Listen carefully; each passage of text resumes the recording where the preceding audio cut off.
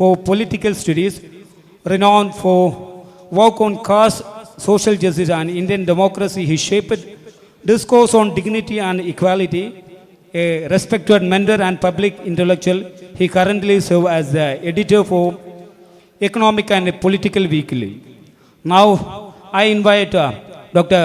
Abida Farooqi to introduce the Gopal Guru sir. Please, ma'am.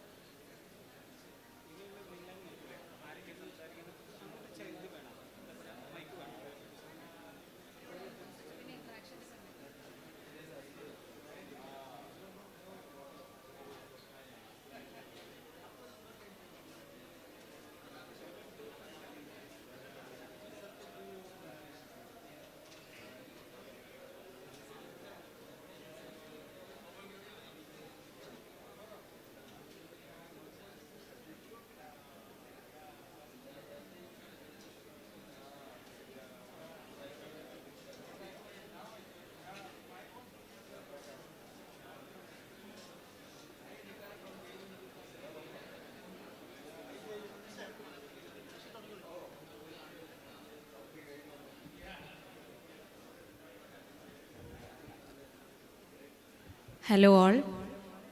Welcome to the opening academic session of the 14th State Conference of CKCT.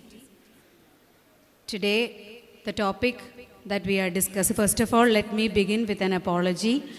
In fact, the title that was announced here is National Education Policy and Pedagogy for Social Justice, whereas Professor Gopal Guru will be speaking on National Education Policy and the Intellectual Universe of the Oppressed.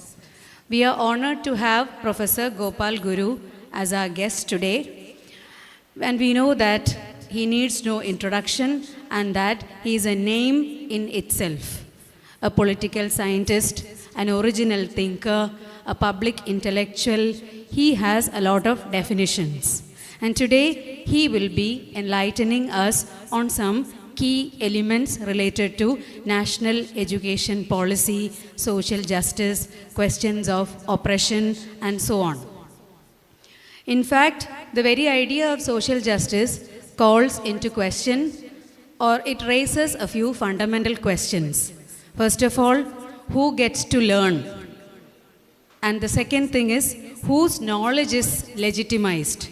And whose language and whose culture gains supremacy over others.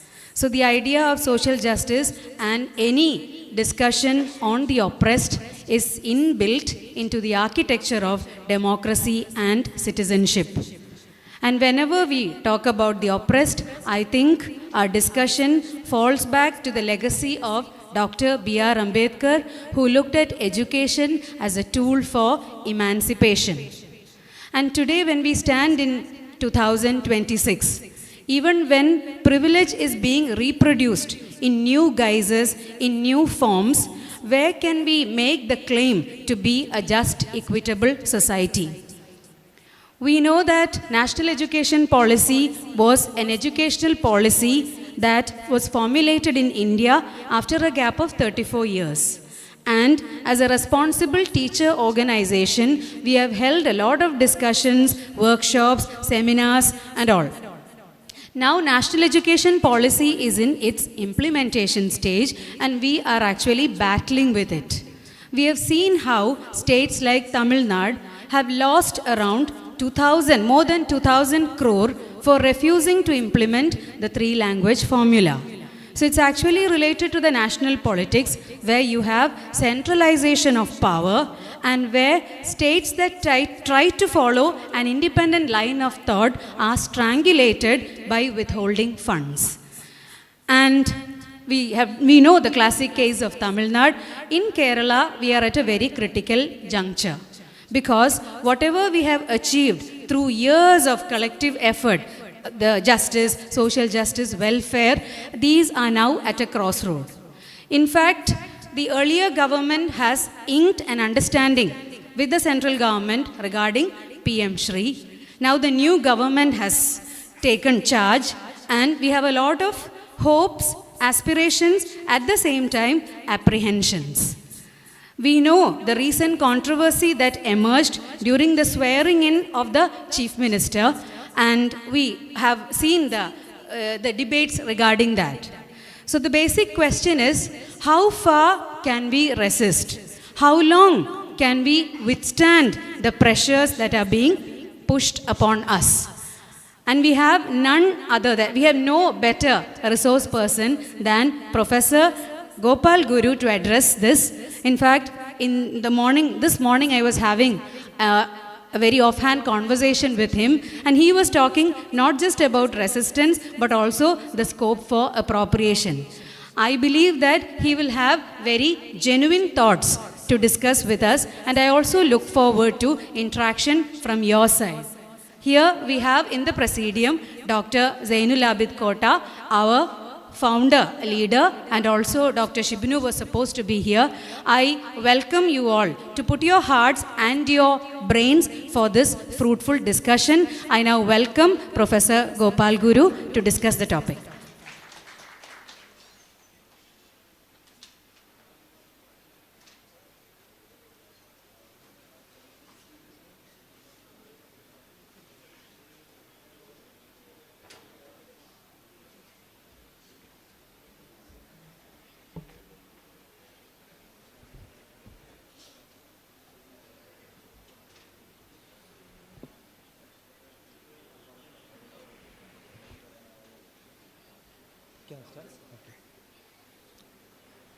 Hello.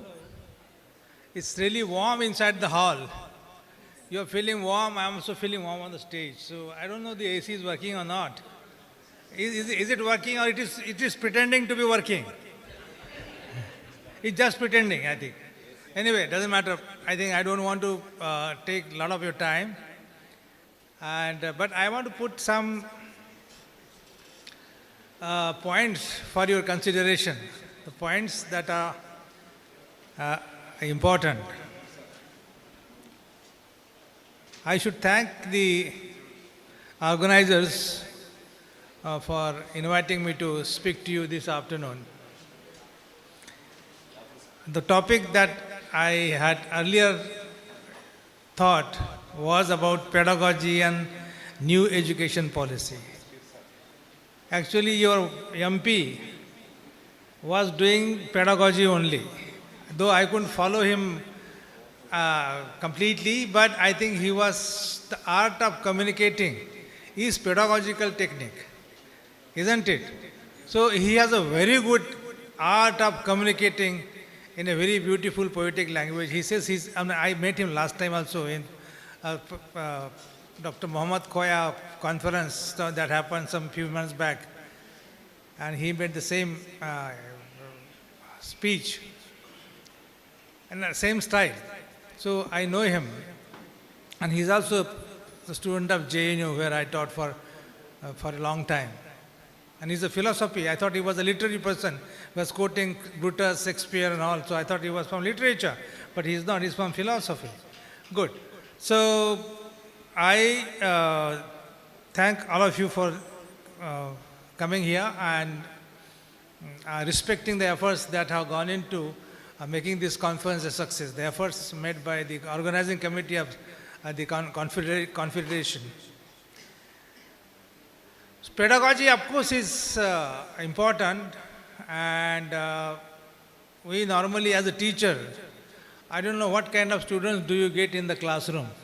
Are they from different background or they are from the same background? Perhaps they are from different backgrounds, literature, language, social background, region. So I think it is an experience of every teacher. This will happen often now.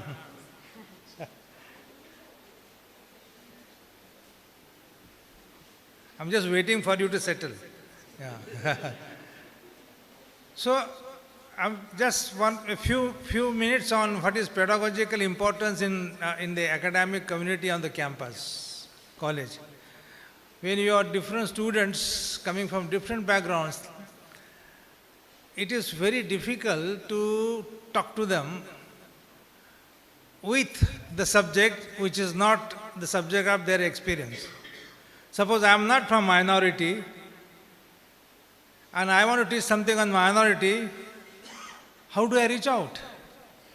Because the student has already closed off his or her cognitive space. The space doesn't reach you other than what he or she is. So how do I reach out to that person who is not from minority community? Or he or she is not a woman or a Dalit. How do I reach? You face so much of trouble, so much of anxiety.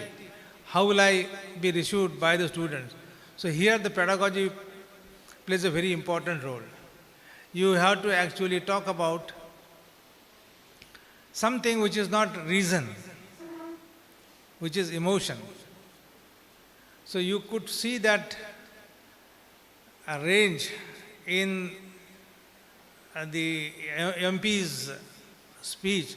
He was going up, coming down. There's a high speech in his speech and low speech. So there is a variation.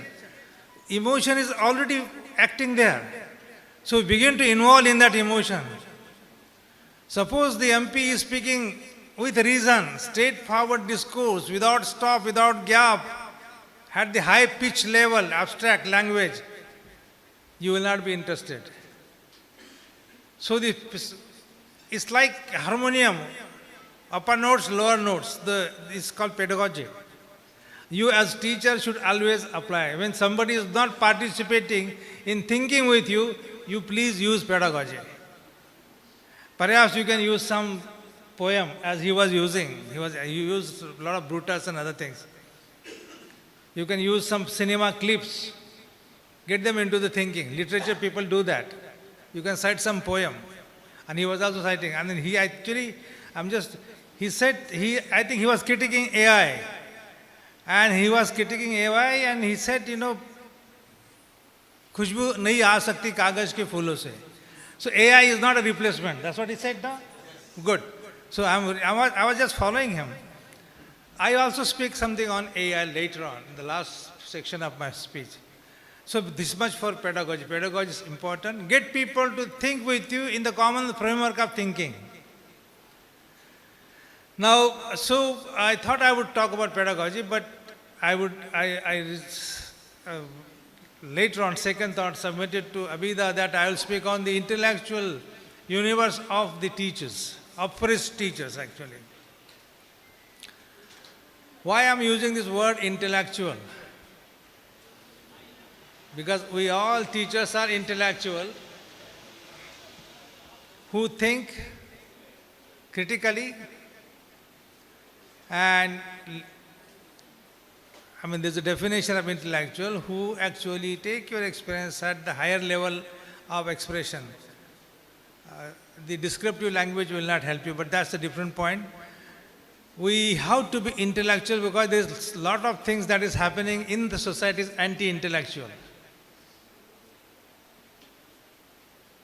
You are not allowed to think seriously about serious issues. Issues of, for example, how to live collectively in harmony. You are not allowed to think about that.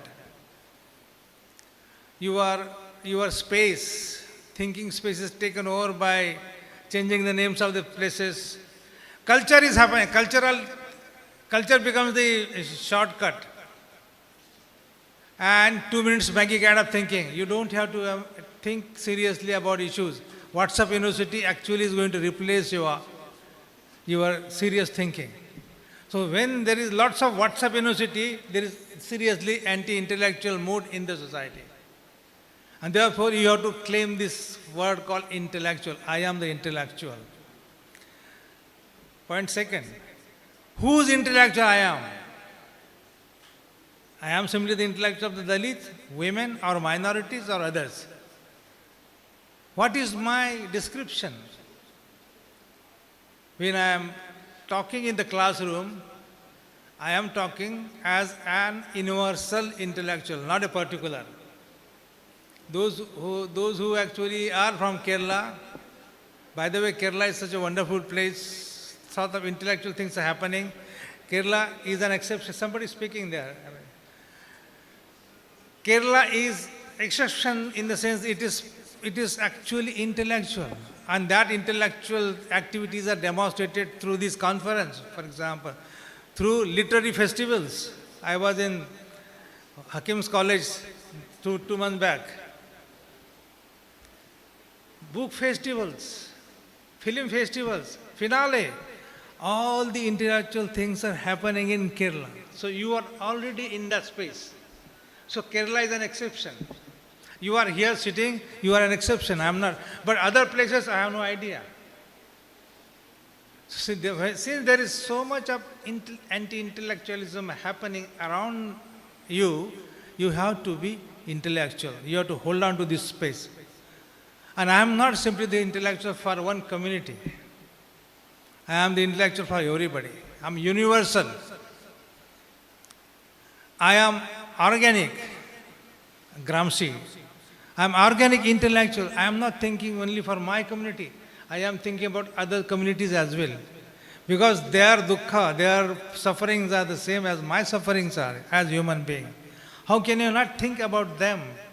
And I should be allowed to think for them as well. But I am not allowed to think about them. This is the impasse. IMPASSE, impasse. You have no forward way.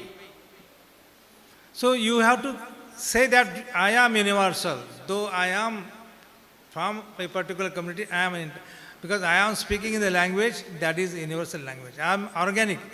I am not only taking my community along with me, but other communities as well. Why? Because I have got the best argument with me. I have got the best argument. For women, for Dalits, for Adivasi, for minorities, for everybody. Even for the upper caste. I have the best arguments with me. And therefore, my claim to being universal is valid. And that is the ambition that you must induce into the students when you are teaching them. So, you are intellectual because you are not. Nowadays, this WhatsApp and this digital shortcuts, point thinking. I call it a 2 minutes Maggie kind of thinking. Just can you think 2 minutes? Is your thinking like 2 minutes Maggie? Just ready there? No, it is not. So you are taking teaching seriously. Because you want to be universal, you want to be organic, and you want to be critical. Now this critical thinking is a part of new education policy, by the way. This word is prominent. I don't know, you must have seen this. 2020 new education policy has highlighted the word critical thinking. We want to develop critical thinking among. How can you take objection to this? You can take objection to other things as you elaborated. But the word critical thinking is there. There are several other words. I am thinking critically because I think. And why think not about climate? Of course I think. But I think about the problems I am in. Violence, hatred. I am surrounded by these problems, so I have to think. I can't send thinking on holidays. I have to take it seriously. And I have to take my students seriously. Think about it. There is no respite to critical thinking. So this is the point I thought I would share with you. What can be appropriated from new education policy is the point. One is this. Now the second point that they mention is learning. It has become a buzzword in new education policy 2020. What is that buzzword? Learn. How to learn? The word says learn. How to learn? They say how to learn. But our critical pedagogy would say, why to learn? Why to learn? Is there a reason to learn? Is it learning is it a pastime? For those who are oppressed, for them it is not a pastime. It's not at all a pastime. They have to engage with the question, why to learn? To learn, to get a job. One instrumental value to learning. To learn, to become knowledgeable. Becoming knowledgeable is equal to becoming intellectual. There is a difference, and I have no time, we can debate this. You can collect knowledge, and you can reproduce knowledge. Now there is AI that can collect, simulate knowledge. You don't have to do anything extraordinary. So that's why the MP said very correctly that there is no replacement to thinking being.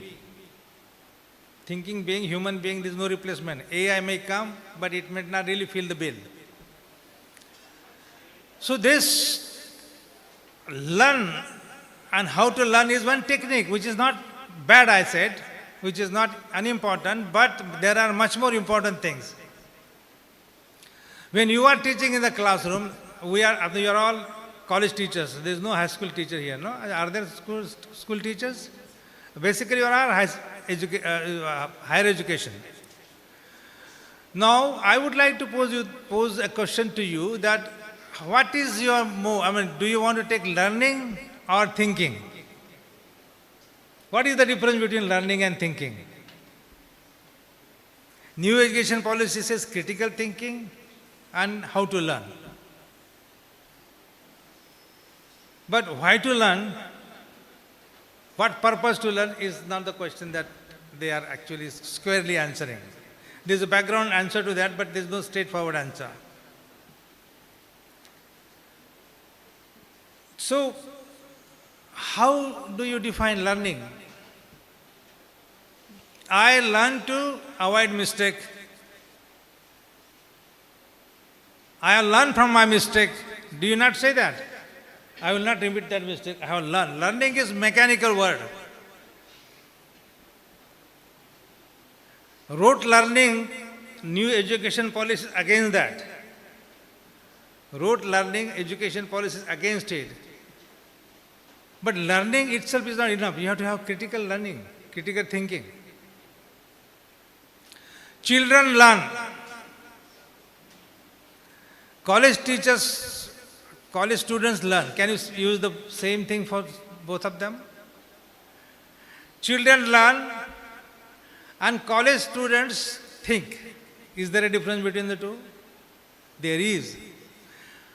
Because you are thinking to build up an argument, a consistent thinking.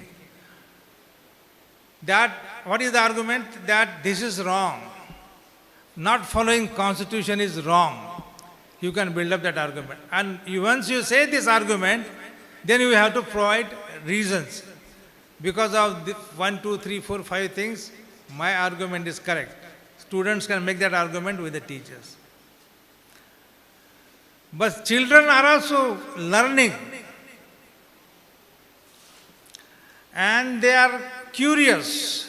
Jigyasa, as they say. They ask several questions in your house. They ask several questions to parents. They learn. Don't go there. That is wrong. The children learn. They learn to avoid mistakes. But can they build up argument? They can't, because their maturity and their philosophers have said, children are not that rational enough to build up argument. They will take time. So when you are in the college, you are already with the students who are already matured. So you have to tell the framers of new education policy, please tell us what is the difference between learning and thinking. How much money will you give? That's a different point. But intellectually engage with them and tell them, look here, give me the reason as to what is the difference between learning and thinking. And that is the caliber you have to develop through your confederation. Now, this is learning and thinking about new education. But the point that we are worried about, what kind of knowledge system we should teach in the classroom. And we were discussing in the morning, Indian knowledge system, what is it? New education policy actually focuses on that. And if you go through the draft, and I have also read through the commentaries on the draft, that there are philosophers mentioned in the report. Most of them are science, mathematics, and other things. We are not taking objection to that. Our objection is why others are not mentioned. Why there is a skewed reference, only one kind of reference. When you are teaching in the classroom, are you supposed to teach only one kind of people at the cost of ignoring others? If that is the case, if they are expecting you to teach only one kind of people in the classroom, what kind of critical thinking is this? Okay, all these people aren't very interested. You can see that. I don't know why they are going out. I mean, they don't want to be the part of critical thinking. I can stop anytime. I can just stop, you just tell me stop. Because I can't think how much money one is giving, what is federation, and all that is there. That's for the political parties to fight the battle. I am an intellectual, I can't fight that battle. If you say, so char gali de do, I can do that. So this is a serious business I have come here. If you really want to be a universal subject of knowledge, as a minority person, as a Dalit person, what are the resources at your disposal? You can't be indifferent to serious thinking the way they are going out and in. I mean, they are hungry, they have good reason to go out. I am not saying that. So, a minority person can't be indifferent, whatever. A Dalit cannot be, a woman can't be indifferent. It is her problem. She has to take critical thinking seriously. If you really want to become an universal knowledge subject, you have to take critical thinking seriously. Just because you are oppressed, you have to be universal. I am making another point. That is to say, those who are not sufficiently oppressed can't be universally thinking. Because the people who dominate you don't think about you. They think only how to oppress you. They think how to oppress you. Your liberatory, emancipatory knowledge comes only from the oppressed, historically. Colonialism, right from Greek onwards, it is the slaves who gave us in the Greek city-state big philosophies. Those who are oppressed, they gave us philosophy. Not the conquerors. Very simple. So why can't you take seriously the critical thinking? But there is a cold indifference. So it's not, I am happy with my salary, with my consumerism, I am very happy. I don't have to bother about it. That attitude will not do. So I think we have to think about what is, we can ask question to them. I mean, with this thinking, now they are using in the report, I will also have respect for others. There. In the report, the norm is that I will have respect for the others. While you are teaching, have respect for others. But if you are asking us to give only one kind of reading, how can I develop critical thinking? For critical thinking, you require both the parties. Dissenters you require. Dissenting traditions you require. Just find out how much dissenting tradition is accommodated. And this is against the same knowledge system, Indian knowledge system. What is the Indian knowledge system? In philosophy, there is Purva Paksha and Uttar Paksha. You have a given Paksha like patriarchy, and you have Uttar Paksha like women fighting against patriarchy. So this is how critical thinking, knowledge will be built up. If you are giving only one list of people and ignoring other lists, we can't call it a knowledge system. There should be plurality, there will be other texts to teach. And I think those are absent I think so, they are absent. There is social mobility. Our reports are normative. I'm just focusing on the normative content of the report.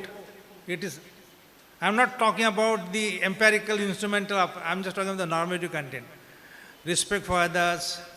I will follow the values of Indian constitutions, equality, liberty, justice. All that is there. Our problem is, how are you going to practice it at the practical level? Our problem is, give us autonomy. Both intellectual, don't bring pressure, give us autonomy, give us funds, give us scholarships, give us fellowships, don't withdraw our fellowships. Then only we'll be able to think. And we will be able to appreciate the values of constitution and the values of humanities. That is the question which has apprehension, as is mentioned. We are apprehensive about what is going to happen. We also require a permanent job. If you are temporary job, how can you be critical? Because you are all the time worried, if I be critical, I will lose my job. All these conditionalities are so important and about which we really want guarantee. That's what we want. We want guarantee all the time. Whichever government is there, we want guarantee about it. Without guarantees, we can't think critically, we can't respect. And what kind of knowledge we are going to disseminate to the students if we are not in proper... So there's a flexibility clause. Earlier, that's a different... I don't want to go into details. Disciplinary, there's a flexibility clause. You can jump from one course to another course. You can do MA in 1 year. But what is this implication for job security? You're losing jobs, isn't it? So these are all problems that are associated with, and they will have to sort out those problems actually. Earlier there was no flexibility. Now, do you really, I am teaching literature when I am teaching philosophy, multidisciplinary approach you are actually suggesting. But if you are suggesting multidisciplinary subject, where are the teachers to teach this? How many vacancies are vacant? State-wise and nation-wise. The situation is not that encouraging. You must provide all this infrastructure, and then only you can talk about a very liable, viable, meaningful new education policy. You just can't talk about it without these conditionalities. So these are all important points that government has to take note of at the practical level. Thinking we are actually joining issues with the drafters of the makers of new education policy. And they are given very interesting name. Now Disha, the digital has become, and we are you have a session tomorrow maybe on air, and that's the last point I'm making. Now, how do you look at AI?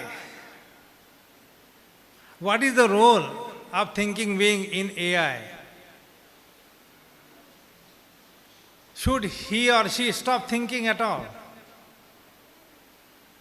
And I want to use one word, which is a serious word now. The post-structuralist philosopher Baudrillard has used this, implosion, I-M-P-L-O-S-I-O-N, implosion. You can write down and find out what is there. Implosion is not a welcome word. Because of AI, and I'm very serious and careful while making this statement, because of AI, digital revolution, so to say, the relationship between the teacher and the students will collapse. The relationship between the teachers and the students will collapse. I'm repeating this point. What do I mean by this? Students will not come to you for knowledge. They may not require your consultation. They may not require your dialogue. They can always talk to ChatGPT, AI. So the teacher is replaced. No patronage, intellectual patronage from the teachers. How are you going to handle it? They will run away from you. They won't come to you. The question is it possible to develop critical thinking without any interaction between two human beings? And my answer is no. You require two thinking beings for developing critical thinking. AI is good for other things. I am not dumping it into the dustbin. I am not saying that. But I am worried about a much more serious problem. The relationship. How are you going to restore the relationship between teachers and the students? You can't, they will say, look here, we don't want. Even today, they don't come. And now in my class, it wasn't started in JNU, when some students used to come with ChatGPT, that notebook, what is it called? What is it called, the notebook? Something they used to come. It had just started, 16, 17. And I asked them, why are you bringing your cell phone? The student would say, they wouldn't say it to me, but they would say, look here, sir, we want to confirm whether you are saying things correctly or not. Your references are correct or not. So there is a surveillance on you. So, implosion means students will keep you under surveillance. Where will your dignity go? I mean, AI is one good thing that you can't hide books from the students. You read yourself and show your knowledge. ChatGPT, JSTOR will give you all the information now. Isn't it? I'm not saying it's good. Actually, it is destroying a monopoly of students, the teachers, on knowledge. But the relationship is so important. If that goes, that is destroyed, then I think that's not good for the human civilization. I have a list of good things about AI, but the serious problem is the collapse of replacement of human relationship. Can you really laugh at, can AI laugh at you, giggle at you, wiggle at you? No. You require somebody to say alaikum salam. You don't have that. That is gone. The human gesture is gone. Why do you want to, what kind of civilization you want to develop and harness? Is the question that bothers me much. That's it. Thank you.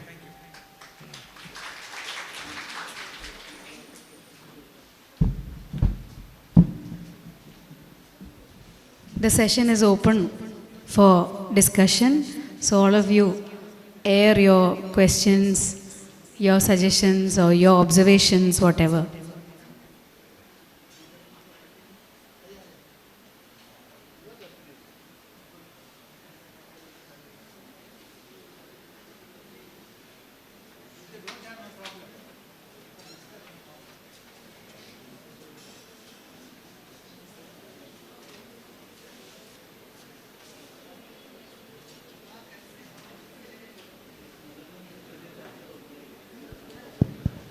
Sir, you have mentioned learning, then critical thinking. I mean, thinking and critical thinking. Critical thinking is the higher form of thinking. Thinking is possible only through learning. So, it's a cyclical process, isn't it? So we are giving learning materials or information to the students. Thus, we are trying to create some type of thinking. And if we are promoting thinking, they can go to the next stage of critical thinking. So it should be promoted. But I don't know what is our education policies are doing in this regard. That's all, sir.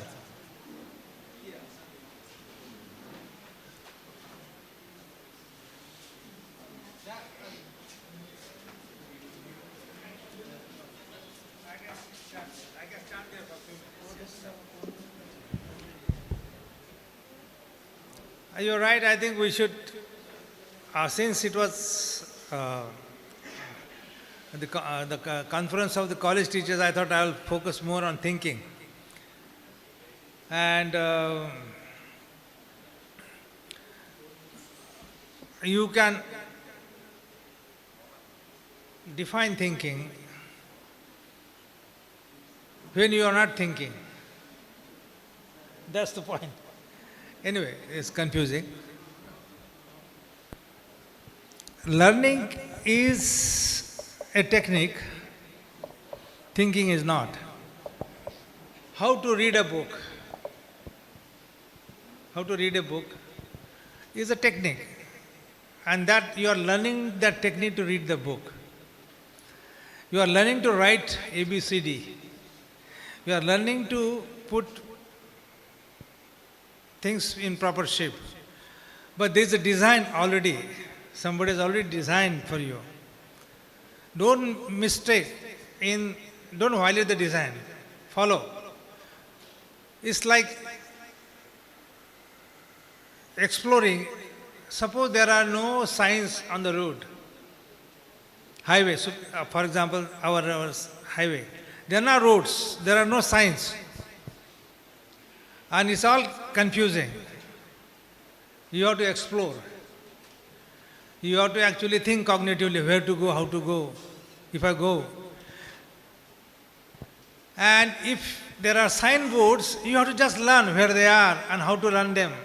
Like in the US, on the highways there are signboards. Okay? So we require them. Learning we require. But to develop that, mature that learning up to thinking. When you feel bored, completely bored up with one text, your thinking starts from there. That's it. So thinking, when you are not thinking, thinking starts from there. Somebody says, read my books. You said, I'm not interested. It's so boring. Thinking starts from there. This Heidegger, Heideggerian, the philosopher Heidegger. Yeah. Yes, sir. Hello, sir. Sir, my question is related with the higher education policy. See, new education policy talks much about social inclusion and inclusiveness. At the same time, it talks about centralization and then privatization, etc. So how do you felt that this policy will, that will help for the emancipation of the marginalized communities? Yeah, this is a practical problem. The policy document is there. They are not saying we are excluding. Actually, the word inclusion is there. The word inclusion is already there in the report. Yeah. Now, they are not denying that we are excluding people. There is a very systematic exclusion. And that happens only at the practical level. You require to see that, you do not really close down schools which are in vernacular, government schools.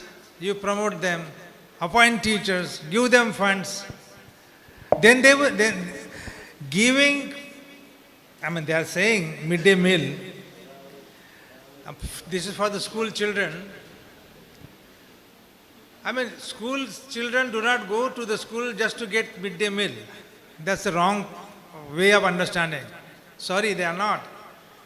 They also have ambition to learn in the school. In Saranpur in UP, I was visiting a school. I asked the parents, why are you not sending your children to school? They are giving good meal there, midday meal. And the parents said, look, we do not want meal. We want intellectual food. We want good teachers. We want regular teachers. We want competent teachers. That is what. Are you going to ensure that? Ensure that. I have no problem with whatever. But they don't do it. So the problem Ashraf you are raising is important, and it has to be dealt with at the practical level, building pressure on the government to see, look here, you provide infrastructure, facilities, funds. I mean, this federalism thing, you're actually not following the norms of federalism. That's the problem. Yeah.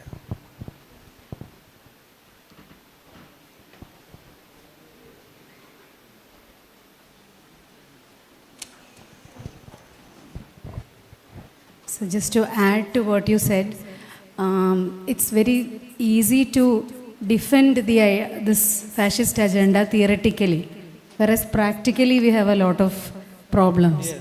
So maybe as a Senate member of the university, we notice that this is infiltrating into our system very surreptitiously or maybe invidiously, sometimes without our consent, of course, but even without our knowledge. So finally, gradually it's becoming the norm. Things are getting normalized. Yes. So what kind of resistance is possible? I mean, you can start speaking about it. You know, there's something wrong with us. You can start thinking with that, actually. First of all, you must bring them into the realm of arguments. They're all on cultural, symbolic. You are incorporating symbolic figures in the textbooks, like history textbooks, for example.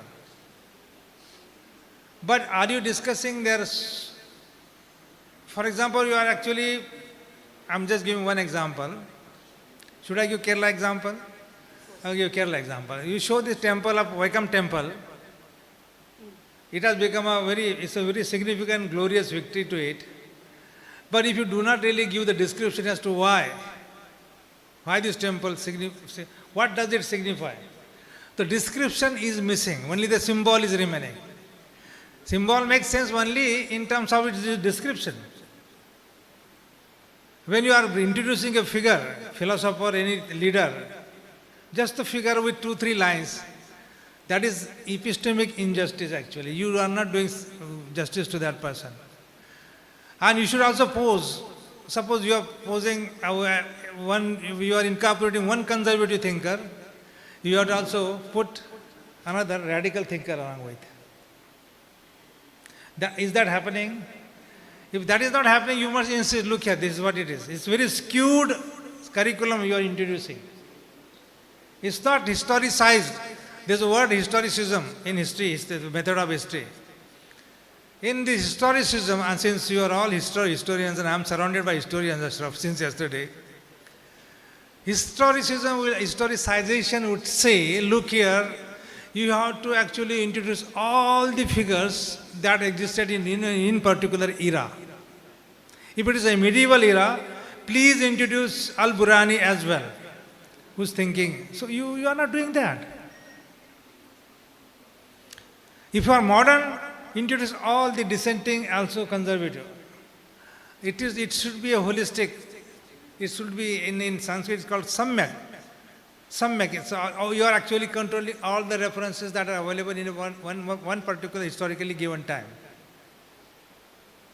So we teach history in isolation. I mean, I am not a historian, but I study methods of history. That you can start. And you can stop their agenda being surreptitiously infiltrating. That's Any other questions? So that yeah. Thank you. Thank you so much. Yeah.